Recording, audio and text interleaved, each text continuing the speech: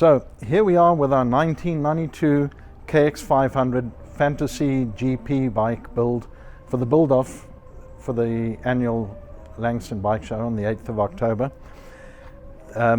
With the magic of filming, suddenly this thing's got to this stage. Now, what I've always liked, I think it was 91, 92 and 93, this is a 92, they had the blue forks, so our team decided to accentuate the whole blue theme. So we got some blue brake hoses from the UK, we got the hubs powder coated blue, and then we had them clear coated after that. We had the shock spring done in blue, and as I said, the rear hub in blue and the rear brake line. So that's the sort of theme we're going with.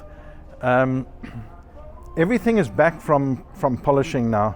The subframe's polished, the swing arm's polished. The swing arm was actually too shiny after polishing, so we vapor blasted it, and it came up with a real nice finish to it. Triple clamps are polished, engine mounting brackets are polished, kickstarts polished, all the polishing's done. The frame has been two-staged as well. It's the green and then it's been cleared. We got the Renthal bars on, Renthal sprockets, and we got new brake shoes and brake discs on the bike.